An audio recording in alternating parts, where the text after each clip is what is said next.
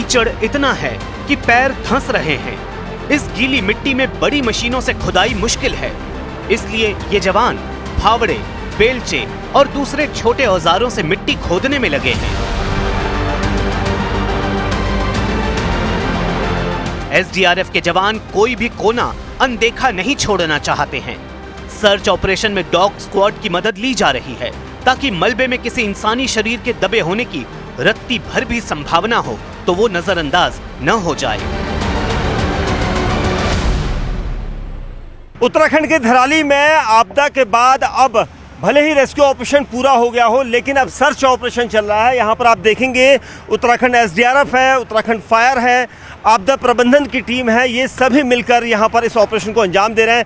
Search किया जा रहा है, खुदाई की जा रही है ताकि ये पता लग सके कि अगर 2, 4, 5 फीट नीचे कोई हो तो उसे तलाशा जाए। यहाँ पर डॉग स्क्वाड भी यहाँ पर आप देख सकते हैं, इनके जरिए यहाँ पर एक बार पूरा राउंड लिया जाता है, घुमाया जाता है, उन्हें सुंघाया जाता है ताकि ये देखने के लिए कि यहाँ पर कोई अगर ह्यूमन बॉडी या इस तरह से कोई हलचल हो तो उसका पता लगाया जा सके। और इसीलिए जब वो इंडिकेट करते हैं तो उसके बाद उस पर्टिकुलर एरिया को खोदने की कवायद यहाँ पर की जा रही है।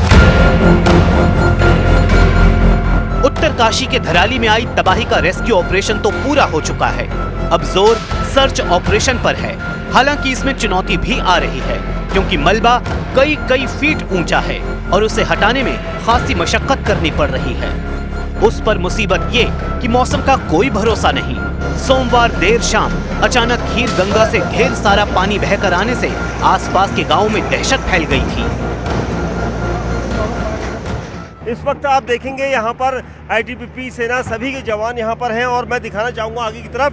देर शाम को यहाँ पर एक बार फिर खीर गंगा से जो पानी का बहाव था तेज हो गया था, जिसकी वजह से हम लोगों को भी यहीं पर दूसरी तरफ रोक दिया गया था। देर रात तक हम रुके रहे, जिसके बाद अब पानी यहाँ पर कम हुआ तो आप देखेंगे ये जो पुल बनाया गया था वो भी धराशायी हो गया जो सेना ने बनाया था। उसके बाद यहाँ पर की स्थिति इस तरह से बनी हुई थी। अब पानी रुक चुका है और आईटीबीपी यहाँ पर आपको दिखाई दे रही है क्योंकि देर रात से ही आईटीबीपी के जवान भी यहाँ पर थे क्योंकि गांव वालों को बचाना जरूरी था क्योंकि पानी अचानक बढ़ने की वजह से एक बार फिर घबराहट पैदा हो गई थी क्योंकि बारिश का अलर्ट अभी भी है।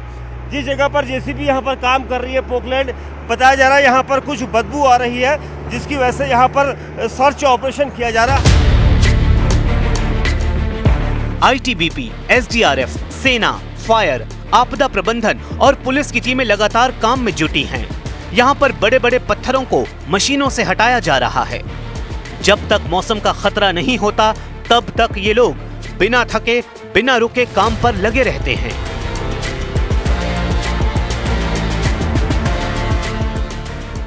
बारिश हो रही थी ऊपर पहाड़ों पर, तो बारिश के चलते जब पानी आ रहा था उसमें कटाव तेज होगा। जो ऊपर पानी थोड़ा बहुत स्टोर था वो एकदम तेजी से आया, वो मिट्टी साथ लाया तो इस तरह से अफरा तफरी मची थी कि इतने गंदा पानी कैसे आ रहा है। लेकिन वो बेसिकली बारिश का पानी था जो बहुत तेज भाव के साथ इकट्ठा होकर साथ में आ गया था। और भाई साहब 5 अगस्त का मंजर अभी तक कोई नहीं भूल पाया है। इस मलबे ने धराली को तहस नहस कर दिया, लेकिन कहते हैं ना कि जाको राखे साइयां मार सके ना कोई। मलबे के बीचों बीच खड़े उस मकान को देखिए कि इसकी असल जगह नहीं है। ये मकान गांव से 100 मीटर बहकर इस जगह पर पहुंचा है।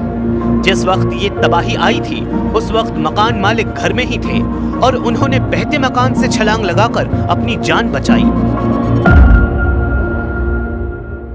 जिस दिन 5 अगस्त को पूरा मलबा आया था, अब वहाँ से उस मलबे के जरिए एक घर आपको यहाँ पर दिखाई दे रहा होगा। ये वो घर है जो तकरीबन 100 मीटर से ज़्यादा बहकर आ गया था और इस घर के जो मालिक है उसकी किस्मत बहुत अच्छी थी। ये बताया जा रहा है कि उसने खुद ही बचकर इस घर से कूद छलांग लगाई और उसके बाद वो पार करके दूसरी तरफ आ गया।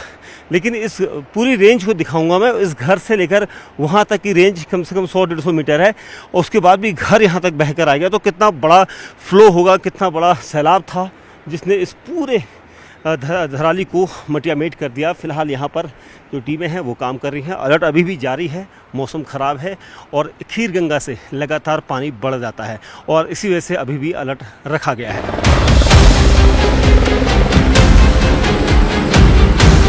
खराब मौसम ने हेलीकॉप्टर और भारी मशीनों के इस्तेमाल को सीमित कर दिया है। जिससे राहत का काम उतनी तेजी से नहीं हो पा रहा है जिसकी उम्मीद है। फिलहाल कुदरत साथ दे रही है, मगर मौसम विभाग के मुताबिक धराली और उत्तरकाशी के दूसरे हिस्सों में मौसम की स्थिति अस्थिर बनी हुई है। मौसम विभाग की चेतावनी है कि बारिश और भूस्खलन का खतरा अभी टला नहीं है, खासकर ऊंचाई वाले इलाकों में।